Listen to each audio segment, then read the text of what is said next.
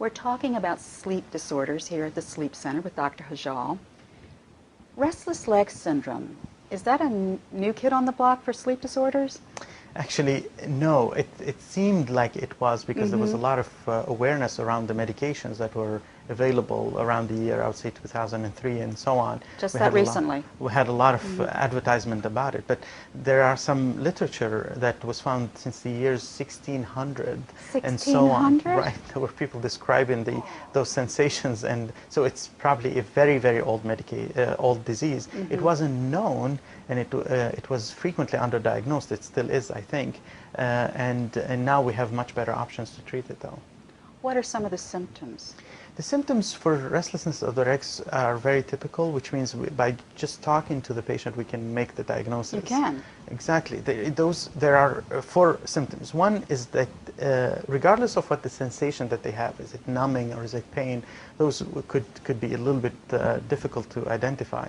But there are 4 things that we ask them. One is that do you have an urge to move? Which means even if you have just numbness in the legs, and the legs are not pushing you to go up and move, it wouldn't be restlessness of the legs. Number 2, it would get better when you move, because many diseases that give you numbness in the legs would not. And if it does get better when you move, it's important. Does it get worse late at night is very, very typical also. Like the symptoms typically would happen at 10 p.m. as opposed to at 10 a.m. in the morning. Okay. And number 4 would be that it would get worse when you are resting, which means if you spend the day at the desk typing, it will be worse than the day you were jogging with friends. And this is quite typical also of the restlessness of the legs. So if you are still or sedentary, you will feel it more? It gets a little bit worse, yeah. And if you run or walk briskly, you'll right, feel it, and or if you do that at any time of the day, and then it'll manifest itself by having less restlessness of the legs at the time you go to bed, which is interesting. So the person, the more they move, the better. Right, and those questions are typically to eliminate the other reasons why you get numbness in the legs, which there's so many of them. Neuropathy and vascular problems are the most common ones. And you say that you can diagnose a person with restless leg syndrome just merely by talking to them. They fit the questions, they fit the mold really well. That's it, we move on to treatment, actually. And it really would interfere with sleep, wouldn't it?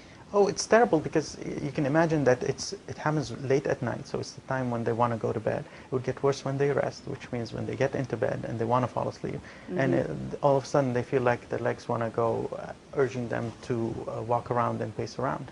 And twitch, their legs twitch. And they twitch, right, and they're unable to fall asleep. And this is the main important difficulty with sleep, is unable to fall asleep initially, as opposed to waking up at 4 o'clock in the morning. That rarely happens with the restlessness of the legs. They simply can't get to sleep. And, right. And don't they also get kind of creepy, crawly feelings in their legs too? That's true. And so the sensation could be creepy and crawly, and you can see those are vague terms, typically for restlessness of the legs, because people have a hard time putting them into words, and we found that creepy and crawly is what resonates with them.